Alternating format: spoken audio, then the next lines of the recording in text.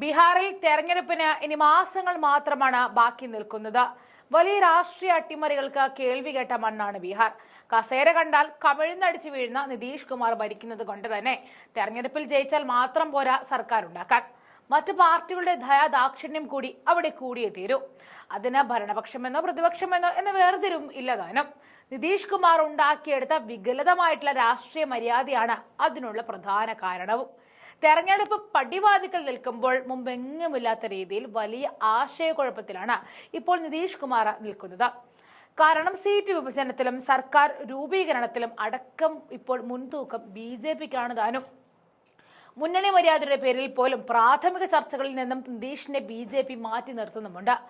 2020 നിയമസഭാ തെരഞ്ഞെടുപ്പിൽ നിതീഷ് പറയുന്നതായിരുന്നു ബീഹാർ ഇന്ത്യയിൽ അവസാന വാക്ക് എങ്കിൽ ഇപ്പോൾ കഥ ആകെ മാറി മറിഞ്ഞു.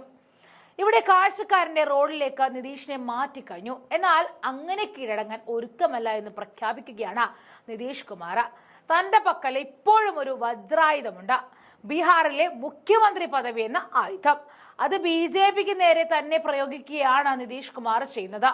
വരാനിരിക്കുന്ന ബീഹാർ നിയമസഭാ തെരഞ്ഞെടുപ്പിന് മുന്നോടിയായിട്ട് അടുത്ത 5 വർഷത്തിനുള്ളിൽ സംസ്ഥാനത്തെ 1 കോടി യുവാക്കൾക്ക് സർക്കാർ ജോലികളും തൊഴിലവസരങ്ങളും നൽകുന്നതിനുള്ള പദ്ധതി പ്രഖ്യാപിച്ചാണ് നിതീഷ് കുമാർ BJP തന്നെ ഞെട്ടിച്ചത്. സംസ്ഥാനത്ത് ഭരണത്തിലേറുവാനുള്ള ശ്രമങ്ങളുടെ ഭാഗമായിട്ടാണ് നിതീഷ് കുമാർ തന്റെ നിർണായകമായ ഈ പ്രഖ്യാപനം നടത്തിയത് എന്ന് കാണാൻ കഴിയും. 2020-25 കാലയളവിൽ നിശ്ചയിച്ചിരുന്ന മുൻ ലക്ഷ്യത്തിന്റെ ഇരട്ടിയായിട്ട് 2020-25 കാലയളവിൽ 50 ലക്ഷം യുവാക്കൾക്ക് തൊഴിൽ നൽകുക എന്ന ലക്ഷ്യം കൈവരിക്കാനുള്ള പാതയിലാണെന്ന് മുഖ്യമന്ത്രി വ്യക്തമാക്കി പറയുകയാണ്. 10 ലക്ഷം യുവാക്കൾക്ക് സർക്കാർ ജോലിയും ഏകദേശം 39 ലക്ഷം പേർക്ക് തൊഴിലുകളും അത് നൽകുന്നുണ്ട് എന്ന് നിതീഷ് കുമാർ പറയുന്നു. അതേസമയം BJPയുമായിട്ട് അകലം പാലിക്കുന്ന നിതീഷ് കുമാറിന് ഇന്ത്യ പക്ഷത്ത് ഇപ്പോഴും സാധ്യതകളുമുണ്ട്. കഴിഞ്ഞ 10 വർഷത്തിനിടെ ഇന്ത്യ ബ്ലോക്കിലെ ഘടകകക്ഷിയായ RJDയുമായിട്ട് നിതീഷ് കുമാർ 2 തവണ സഖ്യമുണ്ടാക്കിയതാണ്. അതുകൊണ്ട് തന്നെ തിരികെ ഇന്ത്യ ബ്ലോക്കിലേക്ക് മടങ്ങാനുള്ള സാധ്യതകൾ നിതീഷിനെ സംബന്ധിച്ച് അത്ര വലിയ ടാസ്കുമല്ല. ജാഡിയു ഏറ്റവും കൂടുതൽ ഒറ്റകക്ഷിയായതും ബീഹാറിലെ മുൻനിര പാർട്ടിയായും നിന്നിടത്തു നിന്നും ചാട്ടവും കാലുവാരലും എല്ലാം നടത്തി ദീർഘനാള് മുഖ്യമന്ത്രി കസേരയിലിരിക്കുന്ന നിതീഷ് കുമാർ ജെഡിയുവിനെ BJP വിഴുങ്ങുന്നതിൽ വലിയ അതൃപ്തിയിലാണ്. 2020 തെരഞ്ഞെടുപ്പിൽ ജെഡിയുവിനും RJDക്കും സീറ്റിൽ ഇടിവുണ്ടായപ്പോൾ 24 സീറ്റ് അധികം നേടി വളർന്ന BJP സത്യത്തിൽ ജെഡിയുവിനെയാണ് വിഴുങ്ങിയത്.